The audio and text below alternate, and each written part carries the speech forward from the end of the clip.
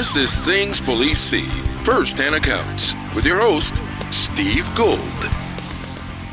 Welcome to the show that brings you the most intense, bizarre, and humorous stories from law enforcement officers across the country and world. Guys, thank you for being here. I so appreciate you. I appreciate all the rating and reviewing going on. We're well over 1,000 on Apple Podcasts, so if you can do anything, that would be the best thing to do, is rate and review. I appreciate that. If you really, really love the show, I hate to do it up front, but the Patreon is the place to go.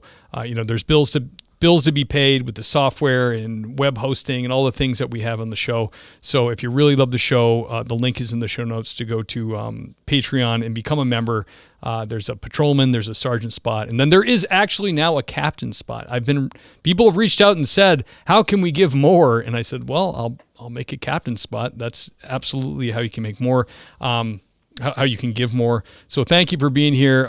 Truly appreciate it. You will hear stories from police officers, the men and women of law enforcement, totally unedited, how they live their stories. And the whole idea of the podcast is to give you a better appreciation of what the men and women of law enforcement actually go through on a daily basis. And being a cop myself, I can tell you it's totally crazy. It's not even, you can't even imagine it like when you sign up to do it. It's a really unique and ancient job that I believe in fully. The rule of law must be enforced to have a good and orderly society, and you will hear all those stories here. I love getting the emails from people. Believe it or not, there's conservative people, a lot of conservatives. There's also liberal people that listen to the show, and they will write me an email and say, geez, I really had no idea. And it really, really does give them a better idea of what the coppers out there actually have to do and put up with. You can't believe everything you hear on the news, whatever your pick your poison of the news stations. You really can't pigeonhole all police officers from the stories that you hear on there. It just simply isn't true. The men and women out there are really doing a fantastic job. On a whole, it's a really tough job. You won't believe the things that pop up, and in this show, you'll hear that showcased for you to hear. So I really appreciate being here. If you want to be a guest, always need guests. Always need to feed the beast. ThingsPoliceC.com. Scroll down, be a guest. If you yourself want to do it, I know you've been rolling around in your cruiser and you're thinking, I got some good stories. I don't know if I want to do it. Just do it. Just shoot me an email. Or if you have a friend or family member that you think might be good, but maybe isn't so tech savvy, let them know about the show. Let them reach out to me and we'll put them on there. It's a good time. A lot of times guys come on and they say, guys or gals, said they were nervous or whatever, but within 5 minutes, it's just two cops talking and we're having a blast. So thingspolicea.com to be a guest. So today's guest, I'm so excited to have him. I've been reached out to him for quite a while. I had his chief deputy on before. I've got America's sheriff here in the green room. He's a sheriff of Pinal County. He's had many appearances on Live PD. He's also a candidate for U.S. Senate. Put your hands together for Sheriff Mark Lamb. Sheriff. Thank you, Steve, for having me on. And I apologize it took us a while to get this dialed in, but I don't know, a few weeks ago I thought, who I haven't gotten back with? Steve. And I went on there and got it logged on. Got us a date set. Brother, I appreciate it. And I never doubted you. You know why? Because you actually did write back. And I was like, if he wrote back, that, because I know you're a busy guy, because I see you on Fox News, I see you on TV. I'm like, if he wrote back, he is probably going to come on. And here we are. Hey, I love doing these things, especially with fellow coppers, too. That means a lot. So thank you for what you're doing, for being a voice for all of us. And it's my honor to be on the show today. Man, I love to have you. By the way, I have to say, Northeast, big hat envy. The hat. So did you grow up in that part of the country, first of all? So my dad was from Chandler, Arizona, which is this part of the country. I actually grew up on the Big Island in Hilo, Hawaii. Really? I was born there and was there till I was 11. Then we moved to the Philippines and then came back here to Arizona. And I was always a kid who wore boots and a hat. And then moved to Panama, Central America. Then I was in Argentina for a couple years and came back here. And so I've pretty much been in Arizona ever since. except for a stint for several years in Utah where I was a dairyman. No kidding. Well, you got the cred then. So for us, it's like when we see you guys in the Southwest, it's like this is like the cowboy police. It's like these guys, the hat, you're a sheriff. I mean, it doesn't to me, it doesn't get any better than that. It's like it's so friggin' awesome, man. Especially being in the Northeast and dealing with the politics we deal with. It's like to see someone you on television speaking the truth, boldly, like you don't care at all. Like you don't like the lockdown stuff, all that stuff. You were like, vaguely interesting. Let me tell you what I think. Yeah, we're not doing that. That's my philosophy. We're not doing that. I always tell people, look, I'm not the government. I'm your county sheriff. I'm here to protect you from the bad guys and from government overreach. And so what I saw was a lot of government overreach. And I am that guy that still goes out and does the job. I had News Nation out with me recently, and they did a live piece for about an hour on just last week. And the guy was telling me, he says, I wasn't sure if you were the real deal. I see you on TV. I see you doing these things. I thought for sure you had an entourage or people following you around when you're out there working. He goes, it's just you. And you're just out here on the I-10 interstate and you're out pulling cars over. I had one this morning, pulled a car over coming off the reservation and pulled it over, had two illegals in the back, started doing the investigation. The driver, a male, front seat passenger, female, find out she's got fentanyl pills with her. So probably, 30, 40 fentanyl pills maybe. And so Border Patrol took the driver for smuggling, took the two in the back for being in the country illegally. And then we took the passenger for, she had a stateside extraditable warrant. So that's a big deal in Arizona to have a warrant that they'll extradite you anywhere in the state for fentanyl as well. And so not a good day for them. Good day for us though. But it was me. I'm out there doing it.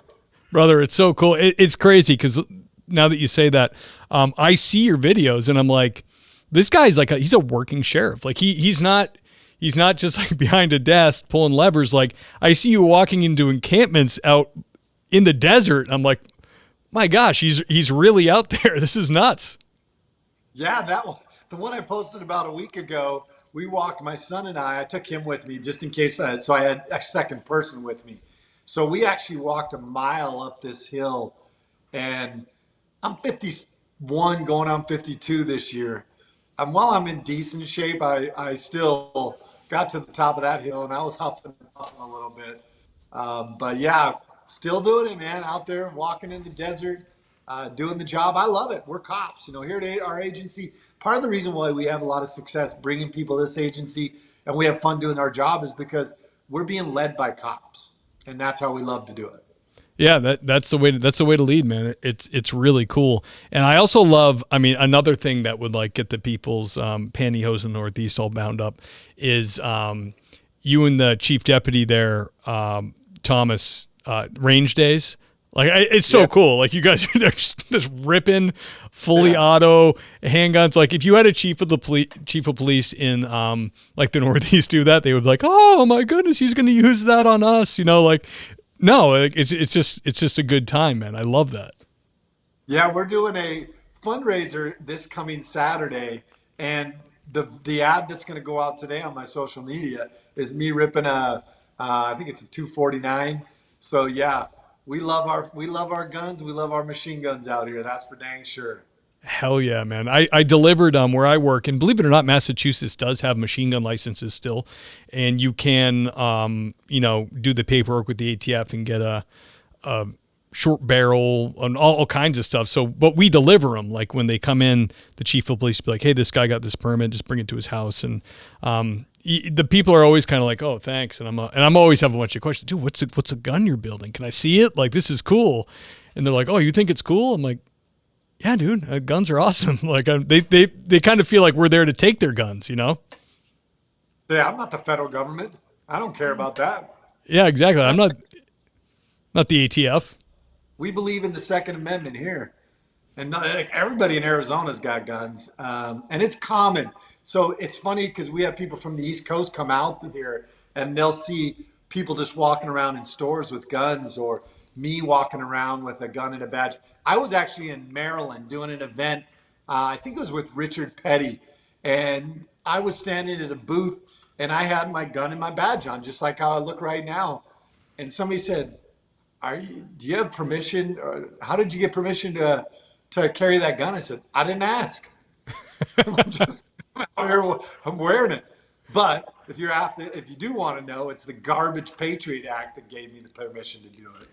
Yeah, the Leosa there that gave us the right to have the gun. I mean, that was like the kind of the shining star that came out of that. And they've tried to get rid of it, but they haven't been able to. Yeah, that's the only thing good about it. Everything else has been used by the federal government against us. So I know that is so. And I know a lot of people. And I was pretty young when that started going through. But even then, I kind of had the inkling of like, well, it's like you're rawing for the team you think you like, and then you go, this seems like it could definitely be weaponized against U.S. citizens for looking at anything they want. Well, Thomas Paine has the best quote. And if you don't know who Thomas Paine was, he was one of the founding fathers. He wrote The American Crisis. He wrote Common Sense. But he says, the greatest tyrannies are always perpetrated in the name of the noblest causes. You know, COVID was the same way. They started telling everybody, oh, you got to stay home and you got to wear a mask because you got to protect other people. Like, no, those people are more than welcome to stay home. We're not going to impede on everybody else's constitutional rights. So, no, we're not doing the lockdowns. We're not doing the mask mandates. We're not doing the vaccine mandates. Yeah, that's what they're trying to push now. I noticed that they have like this new campaign of like, hey, forgiveness. You know, we might have overreacted a little bit. You know, it's like, whoa, easy. Like now we're just supposed to forget this happened. Oh, man. And those folks were not forgiving at all. Trust me. I felt the wrath of them. I mean, I'm over here in Arizona saying, we're not doing the lockdowns. We're not doing all that. Then I go to the White House and I walk into the White House and I had done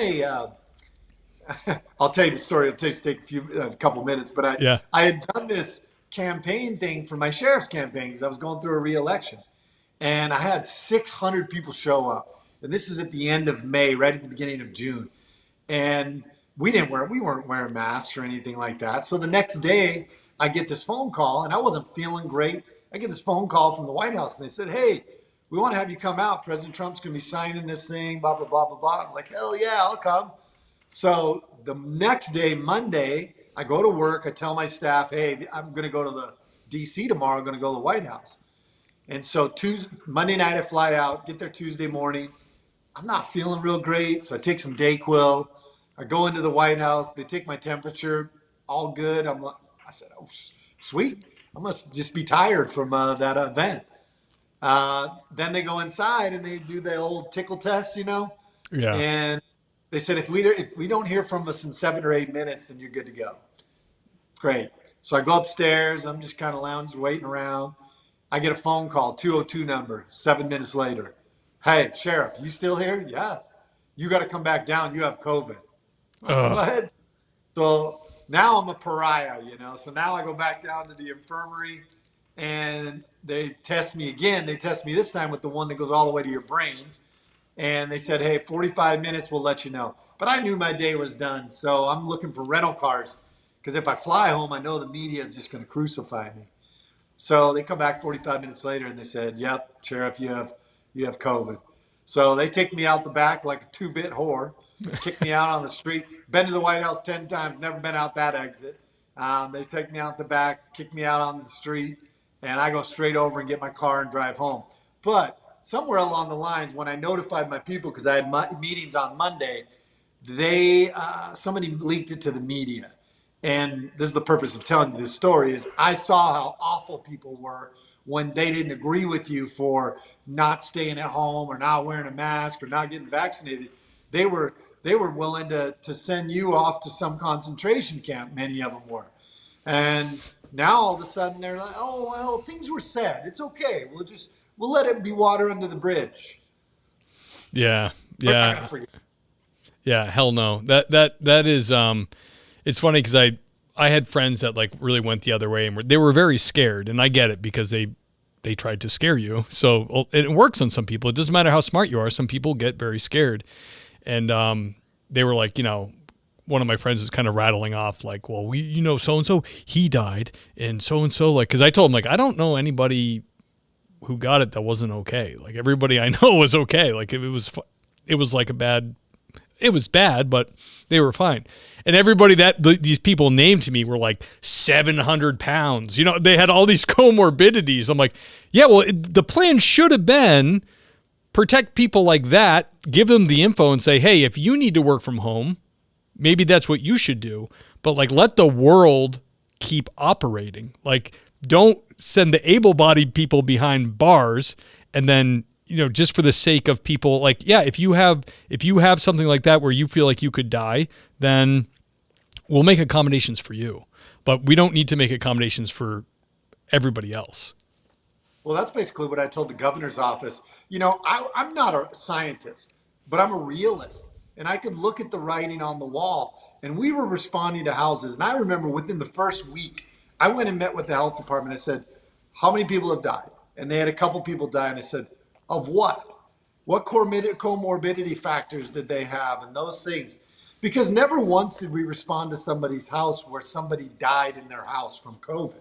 So I knew that there was something more to it. Everybody was dying at homes or in the hospitals or on ventilators. And not to say that people didn't die other than that.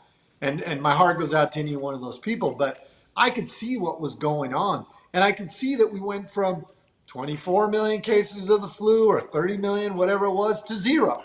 So clearly we were replacing the flu with COVID.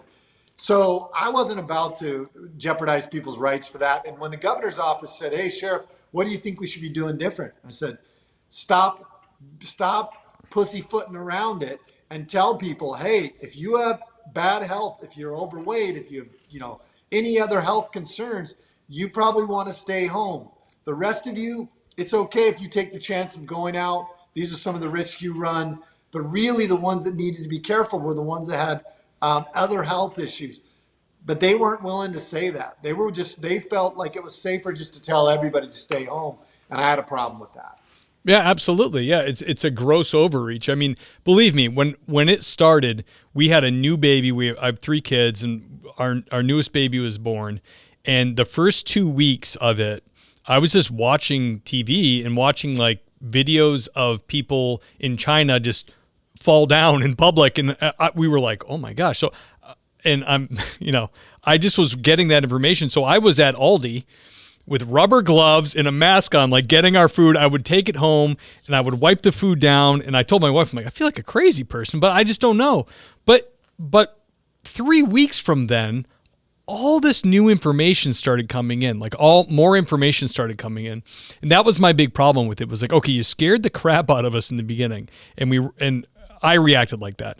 But then as it came in, we did not adjust. It was like, wait, we're getting new information. So I get it. Like I can understand the initial reaction, but when you get more information from doctors in the medical community outside of like Fauci, like you should adjust to what's going, like, okay, maybe this isn't necessary. It was scary for a second there, but we kind of have a hold on it now, and we can see what the morbidity rate is and like what it will actually do to somebody who's 40, which is probably nothing. So let's adjust and then do what you and I just talked about. Let's proceed, but be careful with people who could fall prey to this. But that didn't happen. That did not happen. And it didn't happen for like years. And that's what drove us crazy. Yeah, I could see it right from the beginning. And while I took a couple weeks to just look and see what I was seeing, look at everything around it, but I never did anything. I never changed a thing. I never wore masks when I went out to people's houses. Told my deputies, don't bother wearing masks. I want them to see your face when you show up. Got into it with the schools, got into it with everybody. I said, don't make these kids wear masks. There's no proof that the kids are even getting COVID. You're going to do more damage putting masks on them at school than you are if they actually get COVID. So even with that, they were still kind of doing their thing at the schools and that. But we were much better than most places. And I think because of that, now people look back and say, thank goodness we had Sheriff Lamb that was a voice of reason in it. And people were not happy about it. And I told people, I said, look, I get that you're not happy, but your constitutional rights mean a lot to me, and I'm going to do everything I can to protect them. Yeah, absolutely. And I hate to say the term slippery slope. You know what I mean? That's the way it works, though. The slippery slope, and we've seen it in so many political venues where it's like they get in, and then before you know it, drag queens are performing for your kid at the library, and it's like, how did we get here? Oh, the slippery slope. But that's bigoted to say that. But it's like you said, you're a realist, and you can look at the world and make a determination. That's what it is, right? I looked at the evidence, and the evidence didn't support what they were telling me. They were feeding. I have a healthy distrust for what they're telling me anyway. But they were certainly not, and they were crafting the message. They were pushing good things like ivermectin down and other. If a scientist said, "Hey, this doesn't make sense," they were eliminating those voices. So there was a lot of things that were concerning to me. At one point, I had to go out to Massachusetts. They wanted me to I'm come out sorry. there, and they said, "Well, you have to be vaccinated. And you have to wear a mask." I said, "I'm not coming then." And they said, "No, no, no, you got to come. We'll make it so you don't have to be vaccinated." And I said, "I don't know. I still don't know if I want to come." And I like Boston. Yeah, And it's a good town. finally, I said, "Okay, I'm going to come out there, but I'm not doing any of that stuff." So I didn't get a vaccine. Showed up at the hotel. Never wore a mask. I remember one of the lady came up to me and she goes, Do we have to wear masks?" And I go, "I don't know. You can do whatever you want. I'm not wearing a mask." But I wasn't God about to bless do you. it. I wasn't going to play the game. I don't know. People can say what they want about me. I just wasn't going to play the game. And to me, freedom is everything. And so I'm going to do everything I can to err on the side of protecting freedom and those kind of things and protecting my team, my crew. That's my job as a leader. My job is to take the helm during stormy seas. Like Publius Syrus says, anybody can hold the helm when the seas are calm.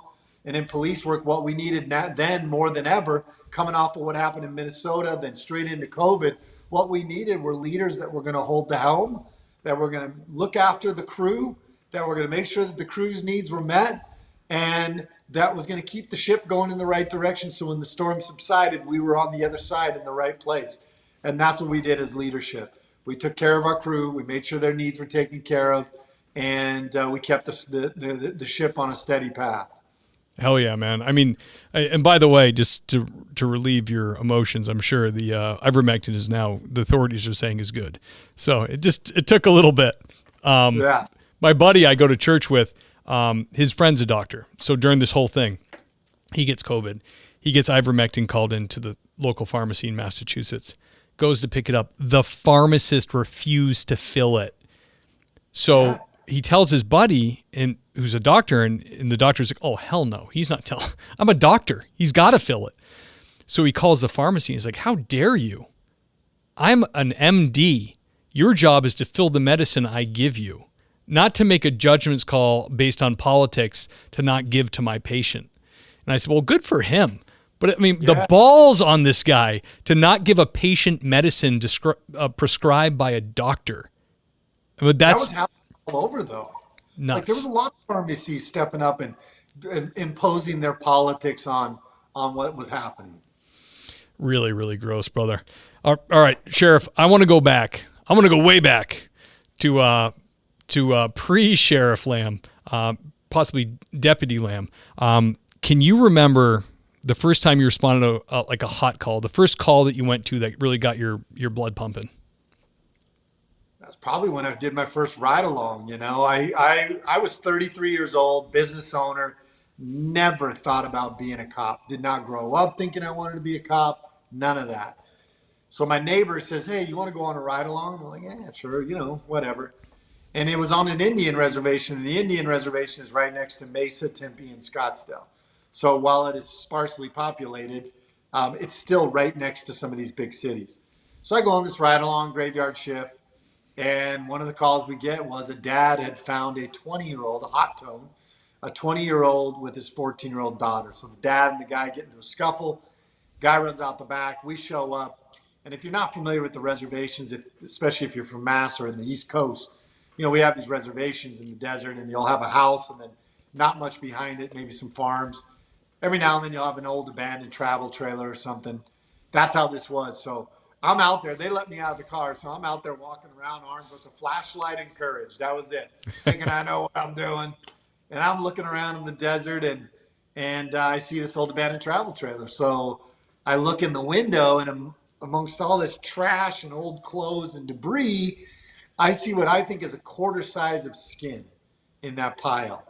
So I'm like, hey, I think he's right here. So they go in there, they move the stuff. Sure enough, he's there. They grab him, they rough him up, they tase him, put him in cuffs. I went home that morning and told my wife, I woke her up and said, hey, I'm going to be a cop. And that was the first hot tone I responded to. And it was before I was even a cop. And it changed my life completely. Because next thing you know, 6 months later, I'm in the academy. And then I'm out there starting my career on the reservation. A couple years into that, I'm a gang and drug detective, doing a whole bunch of stuff there. And then all of a sudden, I hit this time where I thought, I don't like the way this country's going. And instead of being the guy who complained, there was two things. I didn't like the way the country was going, and I thought that leadership in law enforcement was really lacking. There was a lot of supervisors, there wasn't a lot of leaders. Yeah. And so instead of being the guy who bitches about it, I thought, I'm going to change that. I'm going to run for sheriff. That was in 2011 when I made that decision.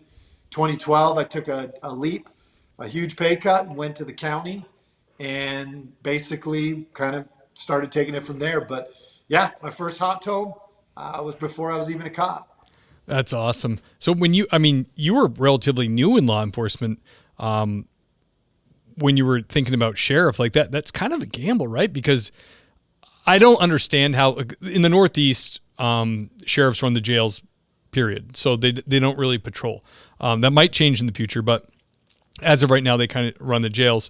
But from what I do understand is, when a sheriff comes in, he can kind of clean house of upper admin, or if you run against somebody and they don't like you, could they get rid of you as a deputy? Like, is that possible?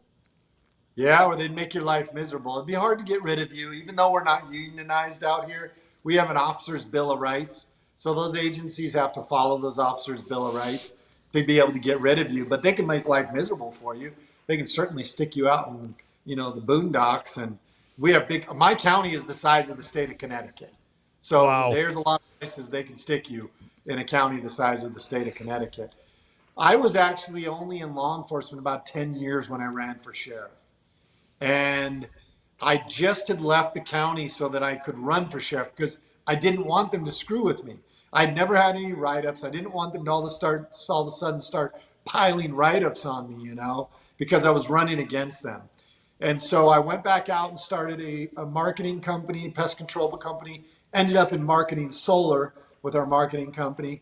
And that was kind of what got me to that point was I needed to make a little extra money anyway. So I was fortunate enough to run in 2015, 2016, won the same night that President Trump won, and was able to take office January 1st of 2017. Man, what is that like when a new sheriff takes office? Like when you walk in, obviously the guy you beat probably doesn't stick around to show you anything. Because where I'm at, it's like, say you're the next in line, the chief's going to retire. He'd be like, all right, you know what? I'm going to hang out. The town or city's going to pay me for a month. I'm going to hang out, show you the admin stuff, kind of like, or he's already started breaking in the deputy chief or lieutenant or whoever. So when you take over as sheriff, is it just like a fire hose? Like you have to figure that all out? It's pretty much a fire hose. In most places, it is a fire hose completely. These guys were pretty good. The guy who was the chief deputy, obviously Matt Thomas is now telling him, hey, buddy, you're out, I'm in. And Yeah. so that was a little bit more sticky of a relationship between Matt and him. But they did give us a little small space at the sheriff's office, and they started kind of letting us get our feet underneath us, just the tiniest little bit. But it was still like drinking from a fire hose because January 1st at midnight, you are now the sheriff. And you have all the keys to the kingdom, per se, literally and figuratively. They give you a whole stack of keys. You now have access to pretty much everything in the sheriff's office. You are the guy. And it takes a little bit of time to kind of like figure out, hey, we're the ones that make these decisions. Yeah. And there is no higher place to go. And that takes a little bit of getting used to. No matter how confident you are as a leader, it takes a little bit of getting used to remember, oh, we're the guys. We're the ones that make decisions now.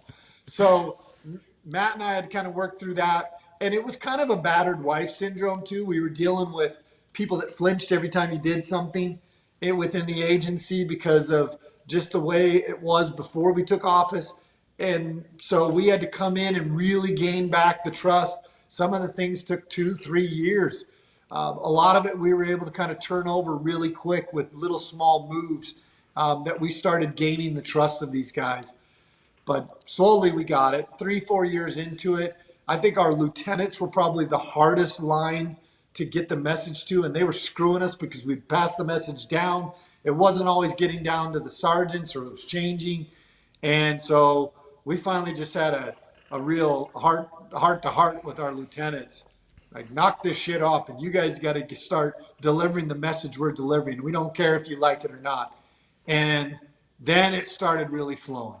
And it wasn't anything bad. It just cops, cops they hate the way things are, they change.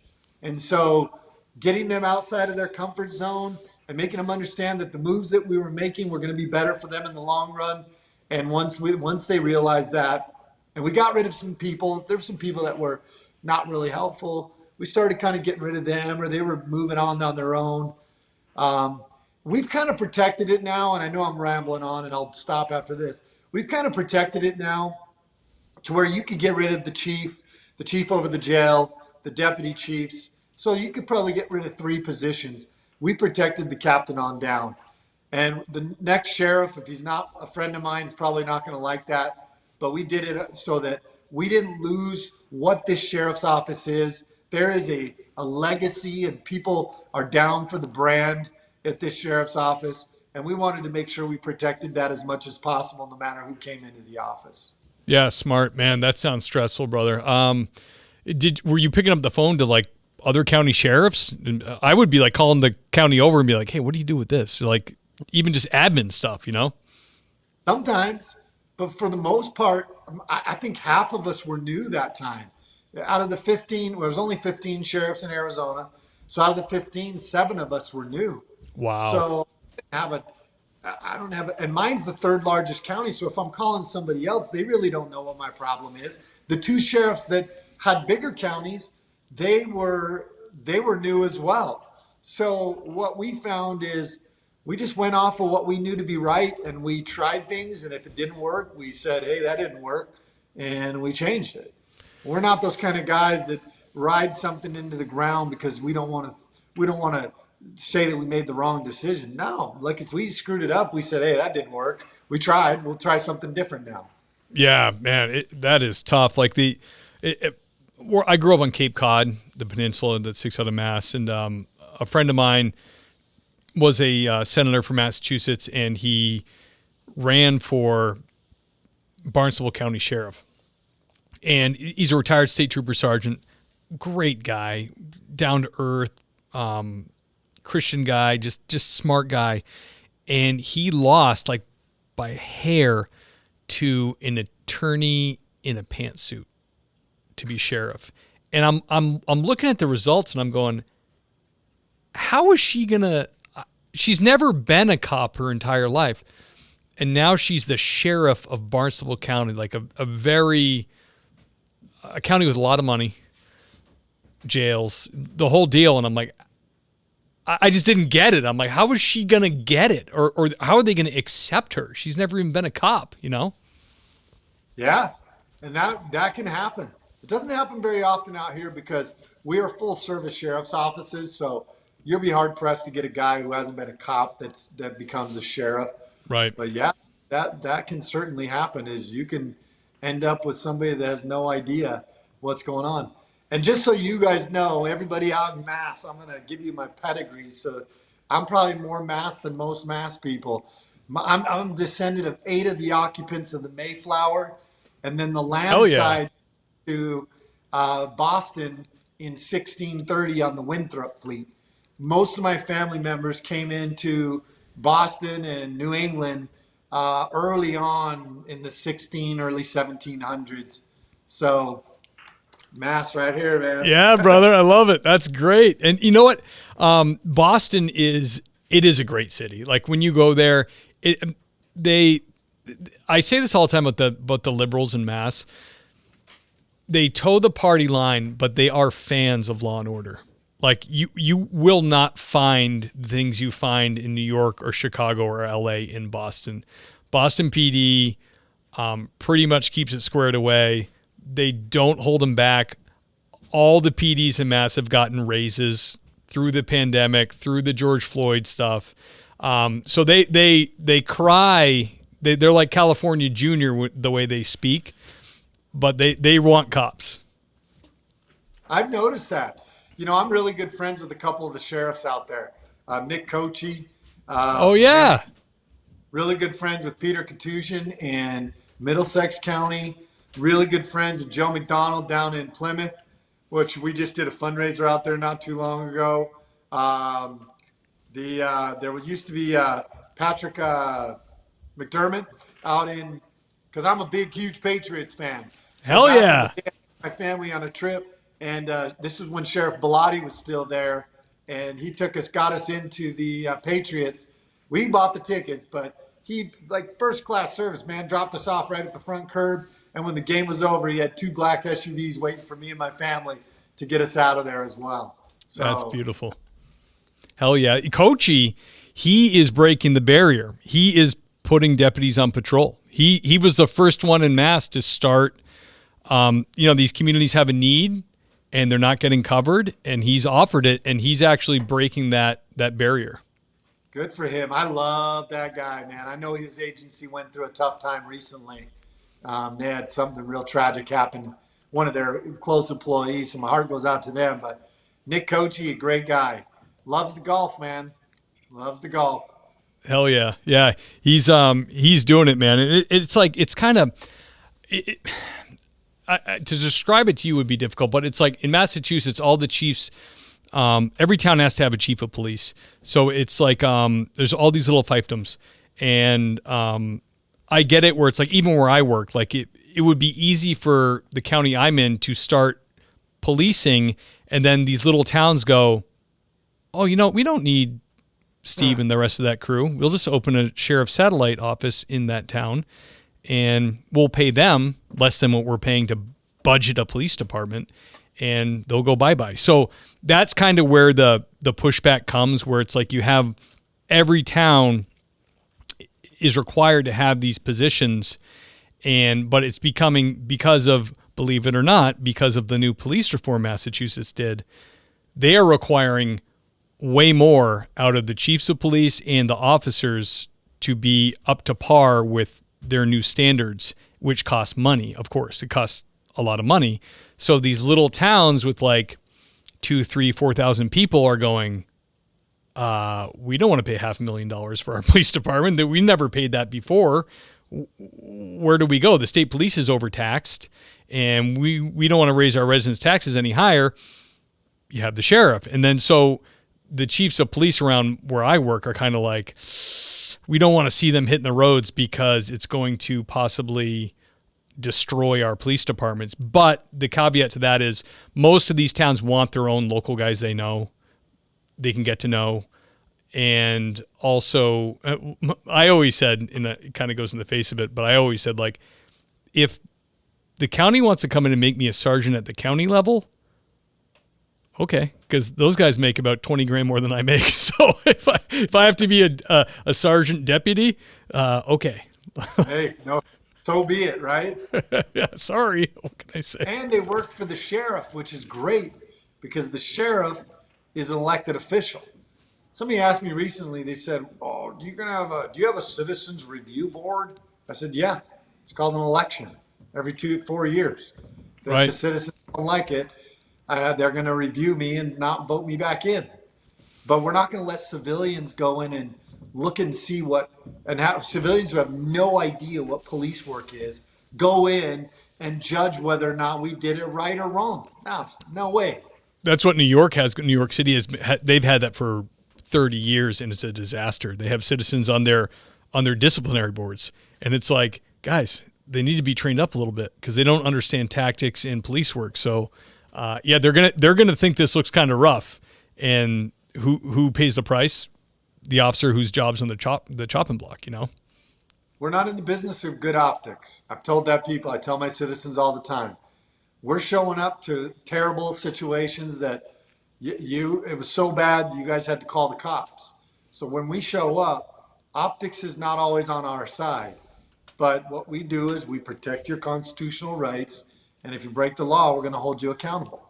We'll always do it in a respectful and dignified manner, but we kind of let those people dictate. Well, if they want to push it further, then we can go there too.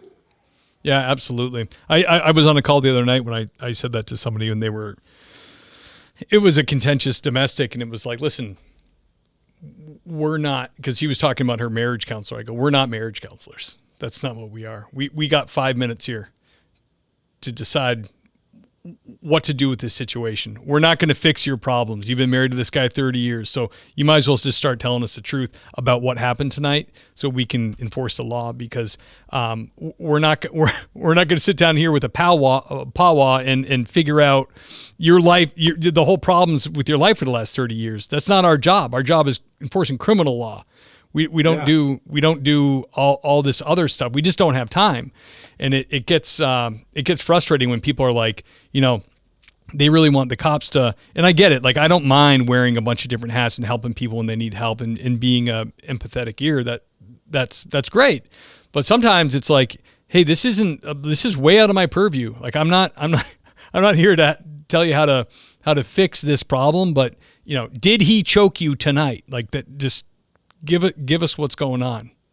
Exactly. Yeah, it can get real frustrating. Sheriff, can you describe a strange or bizarre thing you dealt with in your line of work?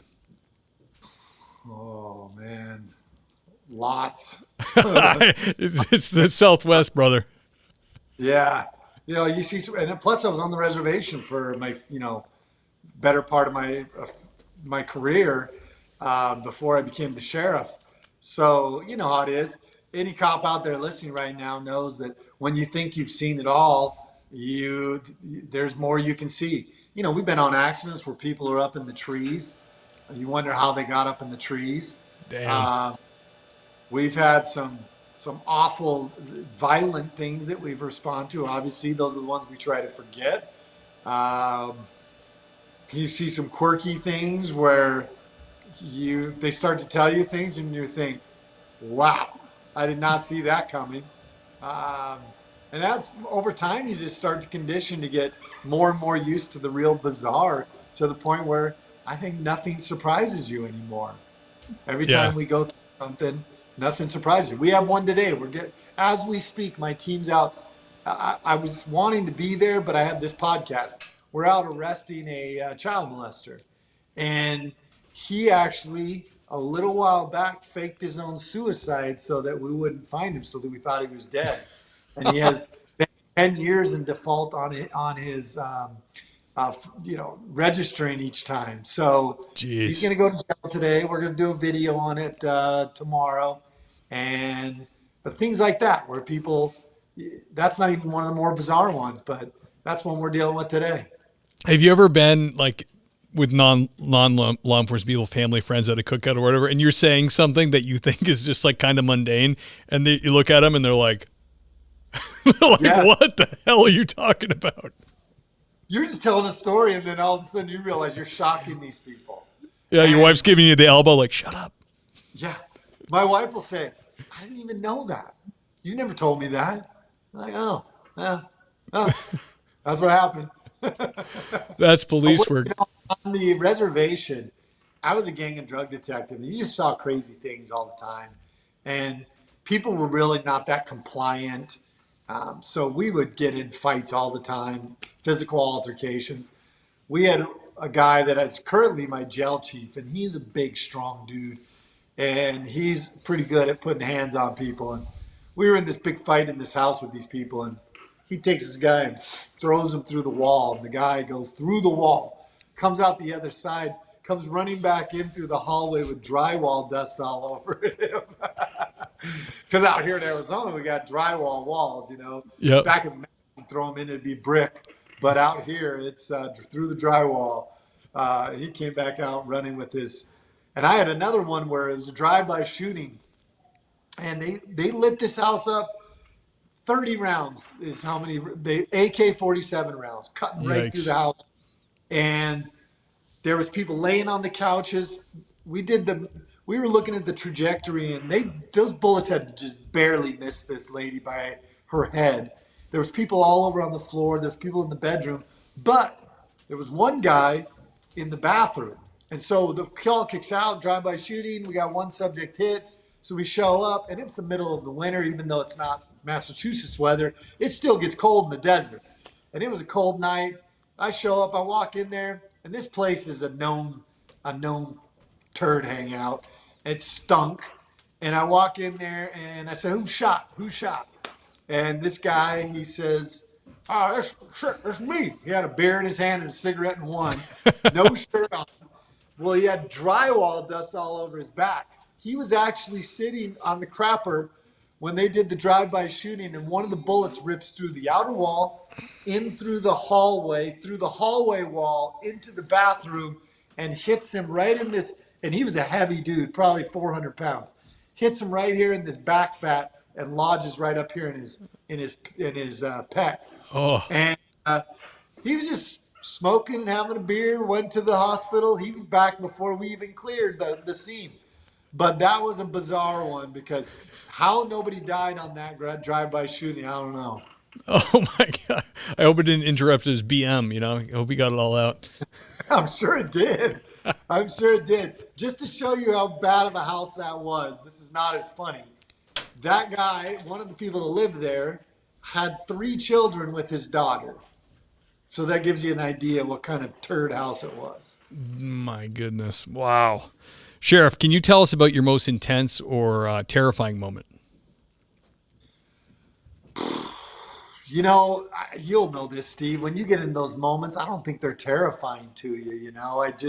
You're just running towards the danger, and Yeah. adrenaline's kicking in, training's kind of kicking in, and you're just doing your thing. We were actually on the reservation again. We were at this house of these kind of former gangsters. They were still gangsters, but their part of their own gang drove by the house while we were out front, and they had their red bandanas over their faces, and we had our backs to them. And so when they drove by, the people in front, their faces changed, and they said, "Did you see that?" We said, "No." Well, what? They said those guys drove by. They named them. They said they just drove by and they were throwing out gang signs and had red bandanas all over or had red bandanas on. So we jump in our car. We chase after the car. We catch up to the car leaving this, what we call blood compound. And right as they're leaving, they start breaking all these traffic laws, not stopping at the stop signs. And so we catch up to them, pull a traffic stop. The chick's being real uncooperative. And while we're dealing with the traffic stop, we get a phone call from the people saying, "They're shooting at us. They're shooting at us." Well, she had dropped the 2 gangsters off, and they went back. They doubled back around back to the house. We're now stuck on this traffic stop. So I run back. I throw her ID in the car. We run back, jump in our car. We head down into that blood compound.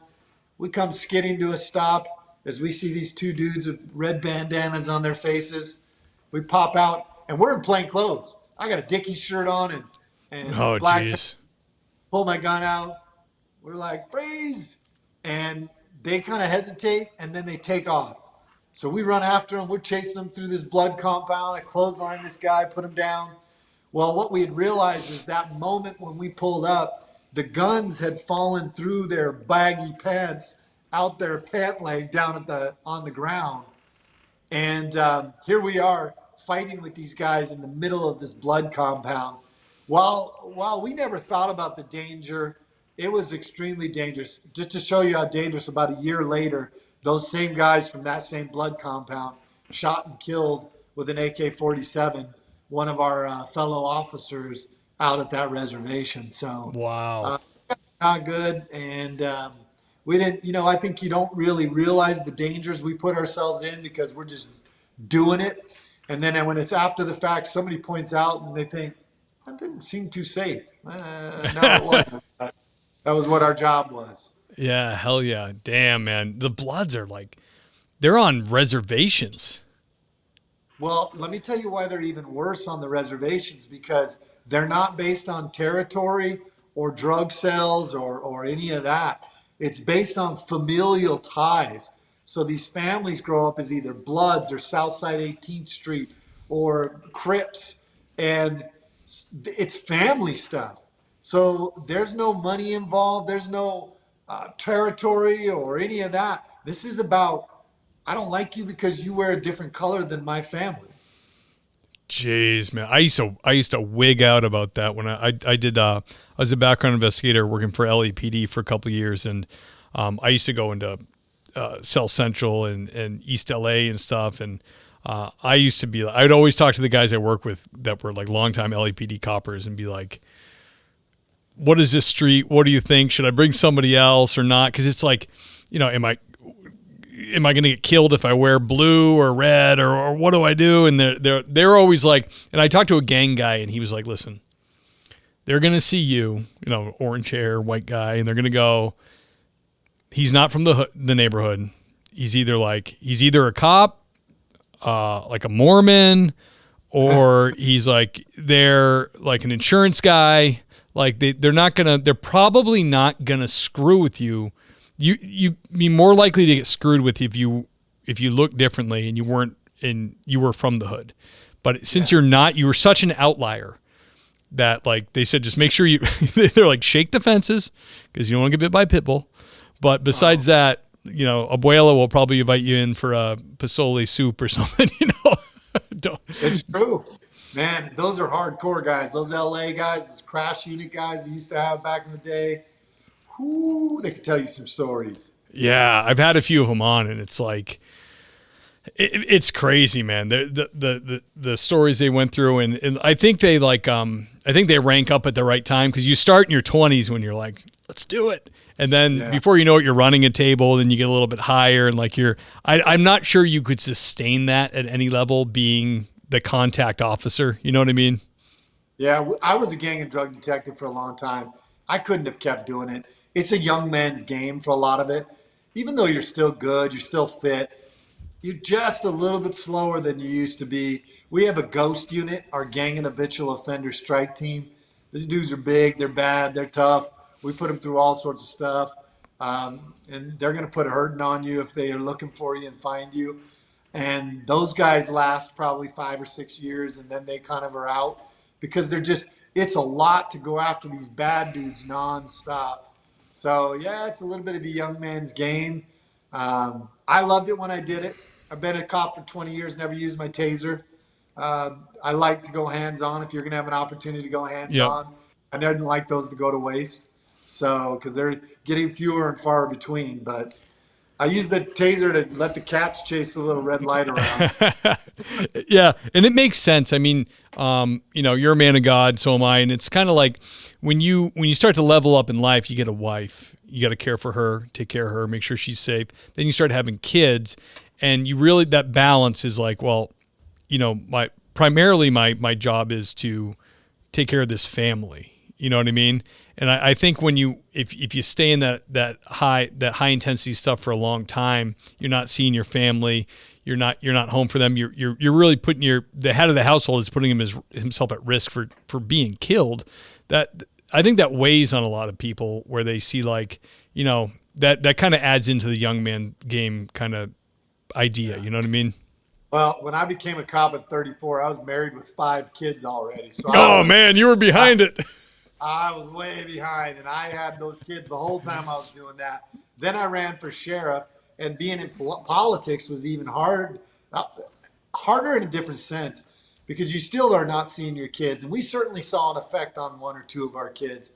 Um, but that's unfortunately there's a sacrifice that has to be made. There's nothing that comes with there. All good stuff has some level of risk involved, and ultimately, when I look back on it, it's still all worth it.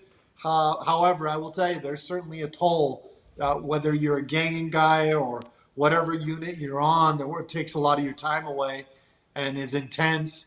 And also running for office, all of those things pull you away from your family. Your family, oftentimes, time wise, becomes secondary to whatever else you're doing.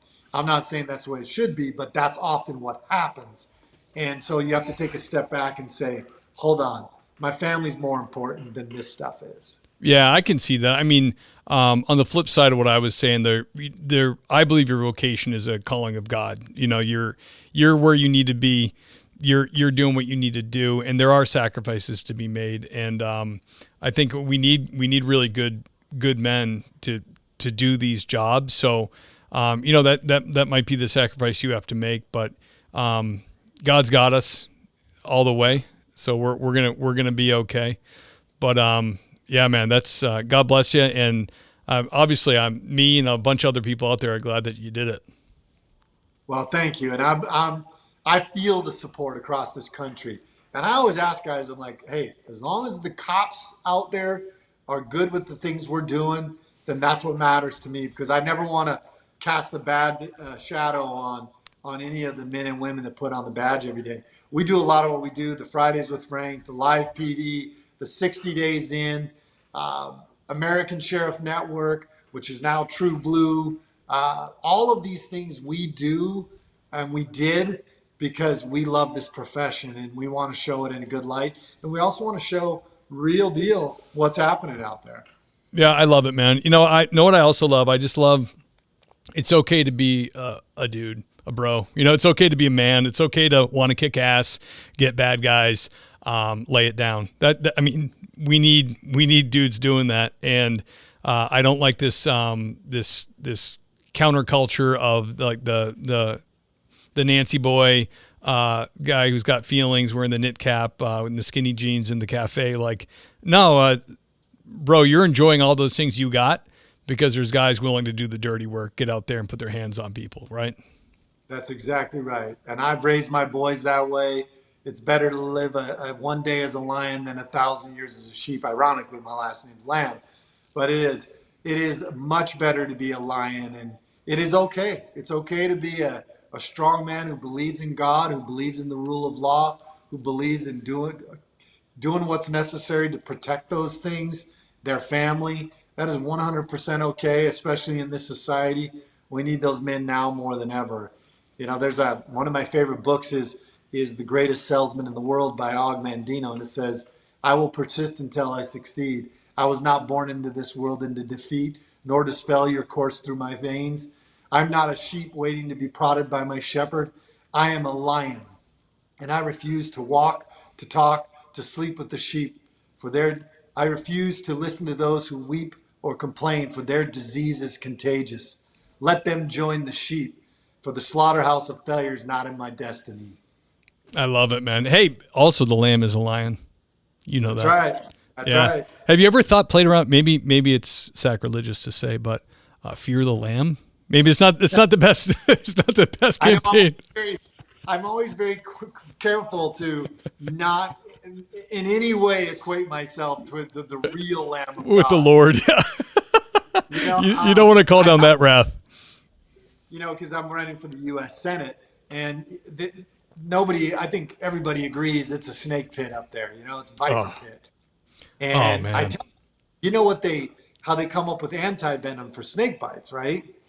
And the way they do it is they take sheep, lambs, or sometimes horses, but they use a lot of sheep and lambs because they're robust and sturdy animals and they have good immune systems. So they'll take a little bit of venom from these snakes, give it to a sheep. The sheep ends up developing an anti-venom, and that's how you protect yourself from snake bites. So I've been telling people, you need a lamb up there. I am the anti-venom to the snakes that are in Washington, D.C. You need somebody that's anti-venom. Hell yeah, I love it. That's great, brother. Sheriff, I've had you on here almost an hour. Just a couple more questions. Can you tell us a positive situation you've had in law enforcement? Heartwarming. Oh, tons. I mean, look, what we do on social media, I get emails and messages every day of people thanking us for what we do. You know, we've saved babies. I've saved people in my career. I've watched people that you arrest early on and their life is on the wrong path, only to run into them years later to have them thank you for holding them accountable when you did that. I get to go to these schools. I do a youth redirection program. I've had over 200 kids go through that program, and we run them through 4 classes, which is goal setting and planning, digital media, social media, sexting, the dangers of those things. We talk about drugs and alcohol. We do a career night, and then we make them do community service, which is horse therapy. And we've had over 200 kids Nice. go through that program, and we've had less than 5 reoffend. We are now at about a 77% success rate on our reentry program for our adults Wow. that we're moving from our jails. And instead of prison sentences, we are putting them in actual rehabilitation programs, one of them being a 2-year program called the John Vulcan Academy. And just to go see those men and see their faces and how this has changed and how their mere countenance has changed. You can see God coming back into their lives. Those are the things that they just, I mean, that's my reward. Yeah. That's my reward here, and it's hopefully my reward in heaven. But to see those changes in people has been the highlight of my career. Not to mention getting to be in the schools and just all the things that we do to help families. The list goes on and on. Those are the things we truly like to focus on in this profession, anyway. Beautiful, man. I love it. What one of the most popular questions we have on the show here is a lot of people who listen are on the fence or they're thinking about law enforcement. They want to get into it. And one of the best emails I get, and I get a lot of them, and I get academy graduation pictures and all kinds of stuff because they hear people like you speaking about law enforcement, and it really inspires them. So, what would your advice to be to police candidates? Do it. We need warriors now more than ever. We need men and women that are willing to put on the badge. It's one of the most honorable professions. I think it is the most important profession to America. You know, the founding fathers said it when they wrote the Constitution. The first charge of it is not in the articles or in the Bill of Rights. It's actually in the very preamble to the Constitution when the founding fathers said, "We the people of the United States, in order to form a more perfect union, establish justice." It's the most important thing to the survivability of our republic, and we need people to do it now. I actually, when I do leaderships trainings, I actually kind of call the leaders out because I say, how many of you have been telling people when they ask, oh, would you let your son or daughter go into this profession? Oh, no, no, no. I said, how can you then later on complain about not being able to hire when you yourself are telling people not to do it? Great I point. said, as leaders, you must change your look at this job. You must tell people, yes, we need people now more than ever.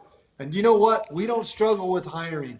Why? Because we have that attitude of, yes, this is a great profession. We want you. If you want to come out here and be a cop and drive fast and carry a gun and hold people accountable when they make mistakes and protect people's constitutional rights, come to Pinal County. We'll hire you. We're hiring right now. I love it. Sheriff, tell us about the run for Senate and what your plans are. I plan on winning. So that's July 30th. And we've got to fix this country. Look, there's only so much I can do as a sheriff. I can protect my herd from the wolves, but if somebody doesn't go out and hunt those wolves, they're going to multiply and replenish. And eventually, even I can't keep them from coming into my herd. And so what I realize is the issues we're facing as a country, the top 4 issues, no matter where you go, even out in Massachusetts when I went out there, our border, which includes like fentanyl and stuff, the Yep. economy, crime, and national security. Those are the top 4 issues, no matter where you go. And what I saw was these are issues that I'm very well schooled in. I have a lot of experience. Nobody's going to have more experience dealing with the border than what I do in this race. And not only that, I'll be the most knowledgeable senator in the Senate as it relates to border security. The second thing is a budget. I've been running a large budget in a large agency, over $60 million. I balance that budget. I stay within that budget. We need people that understand government's role and that government needs to stay within what they should be spending, which is far less than what they are spending. They're taking our tax dollars and they're just throwing it all over the world. And we as Americans are kind of fed up with that. And then in crime, obviously, my job is to keep the federal government out of state crime. We need to let our local agencies, state agencies do their job. And the federal agencies should be held accountable for their what we're seeing, where I think they're misappropriately applying the law in many cases. There certainly is not equal justice for all. I think a lot of Americans feel that way. So I hope to go back and be cut into that and get that under control on a federal level. And then national security. This is the greatest threat to us as Americans, is what's happening on the southern border. Whether it's these people coming from 170 different countries, we have no idea who they are, what kind of intentions they have. They're not being vetted. The government's then letting them in and using our tax dollars to pay for things for them. That's a problem. And then the fentanyl poisoning has become the leading cause of death in America amongst the ages of 18 to 45. So why am I running? Because I can't stand on the corner and watch the building burn to the ground, nor is it in my nature to stand there and wait for somebody else to run in. I'm running in, and I've got the ability and the experience to deal with these issues. So while I love being sheriff, and this was a really hard decision for me, and I'm certainly going to miss this profession, albeit till the end of this year, I think Washington needs a new sheriff, needs more cowboy hats and belt buckles, and real Americans back there that'll actually have the best interest of the American people in mind. I love it. Brother, please tell me you're going to wear that hat in the Senate. You got to. You're damn right I am. Hell yeah. Let them know the sheriff's there. Chamber. So just so you know, this is what I look like without the hat when I'm in the chamber. When I walk out, this thing's going right back on. Same with the belt buckle, same with the boots, man. They need it. They need it. They need to look at a lawman every day when they leave. You know what I mean? They do. Hell yeah. They need to be held accountable. Those people need to be interviewed in, I dare not use the word interrogation, but they need that DC, because these folks are a bunch of bureaucrats and technocrats who feel like they're not responsible to the American people. We're going to change that. Yeah. And if you want to support me, you can go to sherifflamb.com. Doesn't matter if you live in Arizona. Believe it or not, if you live in Massachusetts, your senator from Arizona, that senator from Arizona affects your life just as much as the one from Massachusetts does. Because senators are going to vote on bills for all 50 states. Whether it's Nebraska, Arizona, Massachusetts, wherever it is, those senators matter to all of us. So you can, even if you live out of state and you want a good representative from Arizona, sherifflamb.com. Hell yeah. Go there, everybody. Sheriff, I hope when you go there, I hope you give us, I hope you keep up with the videos and maybe even give us some live streams of like what's going on, because just from like a taxpayer like me, like on a very basic level, we don't know what's going on. Like we had Scott Brown win one year in Massachusetts, a Republican, and he went down there and he pretty much got the floor wipe with them because, and it was different. It was more like an interim senator. Like there was you know what I mean? Yeah. There was another election closely afterwards, but I wish to this day that he let us know the barriers he was facing and what these people are really saying to him. You know what I mean? Like, how are they cutting your legs out, you know? Yeah. Well, I'm going to call it out. Look, they need to be called out. We can't afford it. There needs to be some accountability from that level. If anybody, they should be wearing body cams, not us. Hell yeah. Screwing everybody over. You don't even want to see the body cams from politicians, though. No, I don't think your stomach could handle it. Yeah, might be more interesting than ours. I love it, brother. It was an absolute honor to have you on. Thank you so much for coming. I understand my video is kind of looks weird right now, but the audio is good, so no worries. That's the majority of the audience is all podcast. You look like yeah, I don't know why, but the audio is good. It was so fun to talk with you, and like I said, it was an honor to have you on. I got to do the outro in the show. I know you're busy, man. Can you hold on for like 2 or 3 minutes so we can chat afterwards? I got you, brother. All right, man. I'll be right with you. The great Sheriff Mark Lamb. Such an honor to have him on. So much fun to hear some more about him. You know, like you see him on the news, you hear the great talking points that he has, but just to hear more about him as a man and his beliefs and what he's experienced in police work, just paint such a clearer picture of who this guy is. And man, I wish I could vote for him. I got to tell you, love the guy. So cool. Guys, thank you for listening to the show. Thank you for supporting the show. I truly appreciate it. The Patreon members keep the boat afloat. As you know, I'm a copper myself. I work a lot of extra hours, and I have bills to pay for the podcast, and the Patreon members really help with that every month when I go to pay the bills. There's a Patreon fund, and I truly appreciate it. Who I'm talking about, these are the Patreon sergeants. Kaylee Van Allen, J.A. family. The great Jessica King, Jason Labrie, Bentley Barnett, Zachary Pleat, Sheriff Ronald Long, everybody, Ossifer Andy, Adam McMahon, the great Clark LaCuff, Nancy Hammond, everyone, Zach Haney, the great Brad Thompson, Kyle Roberts, the great Elliot Sykes, Dave Ellman, Richard Tolles, keep on trucking, brother, Doug and Kelly Newman, I'll see you at church, love you guys, Dan Carlson from Burley Boys, check him out, great woodwork on Instagram, Scott Young, the great Thomas Connell, Dennis Carrasquillo, everybody, George Chassier, I'll see you at church, brother, Iceman from Motor Cop Chronicles, Greg Gabboy, Ben Peters, the great Scott Minkler, everybody, Tammy Walsh, holding it down at dispatch, Sean Clifford, Sasha McNabb, Jason Lau, Lauren Stimson, ladies and gentlemen, Jake Pinedo, John Shoemaker, James Rose, Seth Wright, the great Tony Fahey, William James Long, that's Deputy William James Long to you, thank you very much. The great and powerful Andy Biggs, the great Chris Jude, Adam Mihal, the great Gary Steiner, and the handsome Lane Campbell. Ladies and gentlemen, that is a mouthful, and I'm glad to say it. Thank you so much for supporting the show, keeping it going. I really, really appreciate it. As you know, to do the show, I got to take less overtime and things like that. So the fact that I get a few shekels coming in really helps. I appreciate you, and I will see you next time.